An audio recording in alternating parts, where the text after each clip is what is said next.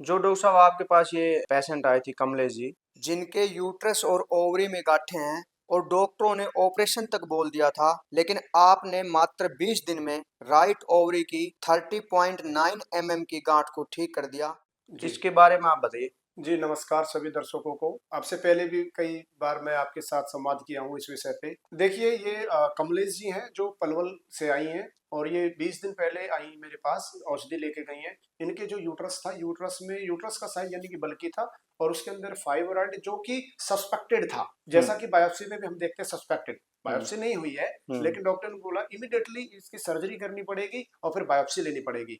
तो किसी का कोई यहाँ से कोई रोगी ठीक हुआ, उन्होंने बताया तो मेरे पास आई। मैंने बोला अभी हम पहले 20 डेज देखते हैं, अगर 20 डेज में कुछ इंप्रूवमेंट है हम तो एकदम टेस्ट निकलवाएंगे। जी। तो हमने देखा काफी इंप्रूवमेंट है उसमें। ओवरी में भी उनको 30.9 mm की एक सिस्ट थी, लेकिन वो 30.9 mm की सिस्ट 20 दिन में एकदम खत्म हो गई। दोनों रिपोर्ट्स मेरे पास हैं। वो यूट्रस में फाइब्रॉइड भी था, वो भी ठीक ठाक कम हुआ है। एक और छोटा सा जो फाइब्रॉइड था वो एकदम ठीक हो गया। तो ये जो एक पहली रिपोर्ट है वो चौथे महीने की है, यानी कि अप्रैल 2025। जी। हमारे पास मात्र 20 दिन पहले आई है। एक रिपोर्ट अभी उन्होंने निकलवाई है। हाँ, तो कल वो, की है सर, 24 यस, तारीख की। तो अभी उनको अगर मैं ओवरऑल बात करूं तो जो ओवरी की सिस्ट थी 13.9 mm, वो एकदम खत्म हो गई है। यूट्रस के अंदर एक फाइबर है जो सस्पेक्टेड था कि कैंसर हो सकता है, वो भी एकदम और उनकी जो कॉम्प्लिकेशंस थी कि उनको ब्लीडिंग होती थी, उनको दर्द होता था, उनको कमजोरी थी, उनको थकावट थी, उनको ये सब था, उनको भूख नहीं लगती थी, उनको नींद नहीं आती, वो सभी भी दूर हो गई हैं। तो डॉक्टर साहब आप एक बार ये बताइए, क्या जड़ी बूटियों से या आयुर्वेद से कैंसर का इलाज संभव है? हाँ, बिल्कुल संभव है, जड़ी बूटियों से संभव है, लेकिन इसके साथ साथ उनको दो तीन बातों पे भी ध्यान रखना पड़ता है।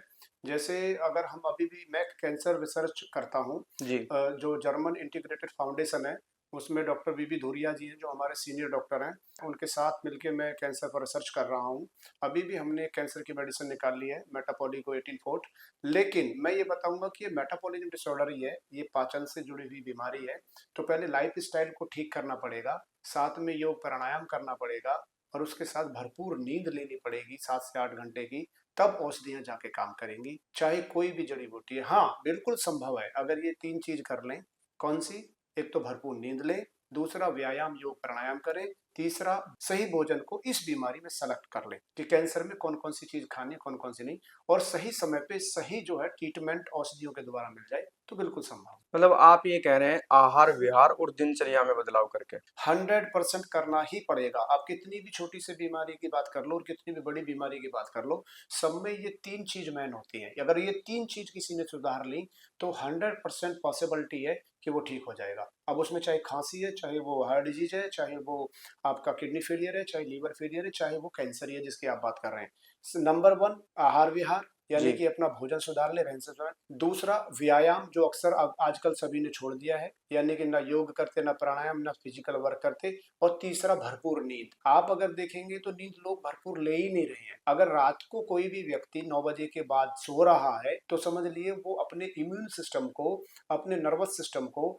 अपने हार्मोनल सिस्टम को डिसबैलेंस कर रहा है। और जब आप कैंसर के बारे में पढ़ेंगे तो तीनों सिस्टमों का बड़ा रोल। तो डॉक्टर साहब एक क्वेश्चन मेरा ये था आपसे कि कैंसर किन लोगों को होने की ज्यादा संभावना होती है, उसके बारे में थोड़ा बताइए। और कैंसर हो जाए तो डाइट प्लान क्या रखें, क्या ना खाएं, क्या खाएं? देखिए, कैंसर मैंने फिर बोला है, पहले भी बोला फिर बोल रहा हूँ, ये तीन चीजों का अगर जो है डिस्टरबेंस किसी का होगा, ये अच्छे से दिनचर्या नहीं होगी, खान पान अच्छा नहीं होगा, रहन सहन अच्छा नहीं होगा, व्यायाम शरीर से श्रम बिल्कुल नहीं होगा, ऑक्सीजन का आवागमन सही प्राणायाम या योग से नहीं होगा, या नींद भरपूर नहीं होगी, इन सभी लोगों को पूरे पूरे चांस है।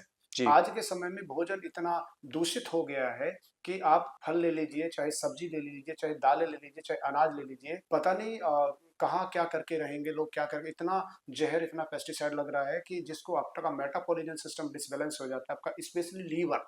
लीवर के बारे में मैं एक बात बोलूंगा।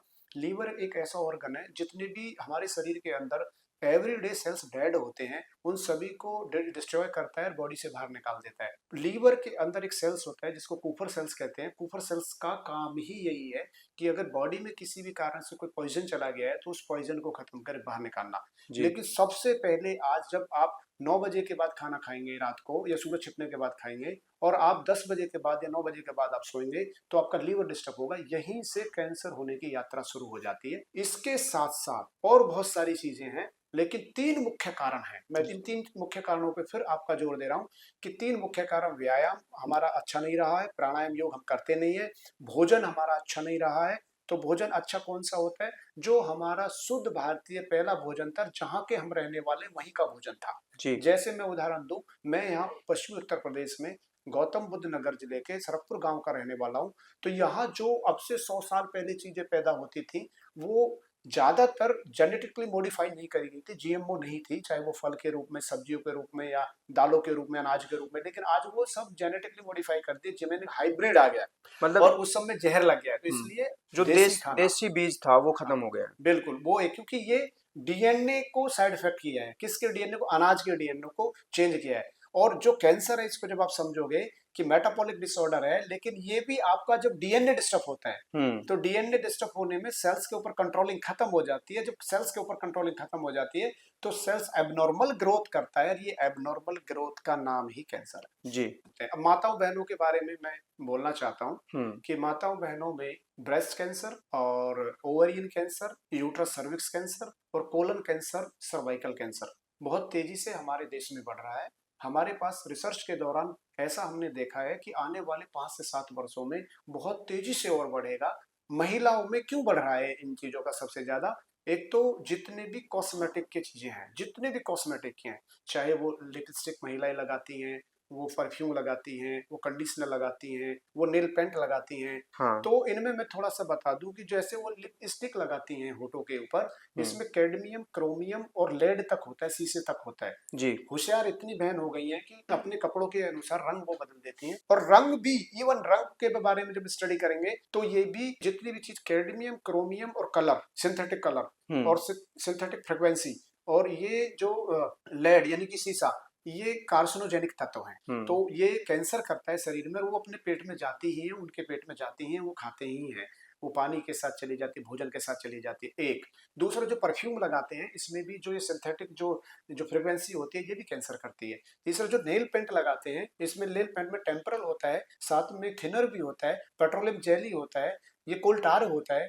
तो ये सभी के सभी ये कैंसरस हैं। जी। साथ में जो साबुन हम लगाते हैं, साबुन के अंदर जो झाग बनाते हैं, एसएलएस भी होता है, कास्टिक सोडा भी होता है। जब आप इसको पढ़ेंगे, जितने महक, खुशबू, फ्रेग्रेंसी वाली चीज, उतने ज्यादा कैंसर के चांस। अब उसमें हेयर डाई का भी मैं जिक्र करूंगा। जो बालों में हेयर डाई लगाते हैं, वो जी। कलर लगाते हैं, बिल्कुल एकदम कैंसरस करता है। आप अपने शरीर पे जो भी लोशन लगाते हैं, कंडीशनर लगाते हैं, वो सब कैंसरस है, सब में केमिकल है। तो मैं माताओं बहनों से ये बोलूंगा, इसको एकदम छोड़ दीजिए। ये जितनी भी चीजें आप उपयोग में लेके आ रही हैं, ये सब खराब है। इसका उदाहरण सबसे बड़ा हॉलीवुड और बॉलीवुड है। आप हॉलीवुड और बॉलीवुड में जाके देखिए कि कितने बड़े बड़े नाम हैं जिनको कैंसर हुआ है, और सबके पीछे जब स्टडी हुई है, तो इनमें सबसे ज्यादा कारण लाइफस्टाइल और ये कॉस्मेटिक का सामान ही रहा। जी। तो ये रेफरेंस है बॉलीवुड और हॉलीवुड का। हम आयुर्वेद चिकित्सा पद्धति से और इलेक्ट्रो होम्योपैथी, पंचगव्य और नेचुरोपैथी में आहार के साथ साथ जो है योग और प्राणायाम को हम रखते हुए, ये जितनी भी बीमारियां हैं, इन सभी का कोशिश करते हैं कि लोगों को आरोग्य प्रदान करें, स्वस्थ लाभ दें। और इसी के साथ आप सभी को जय गौ माता।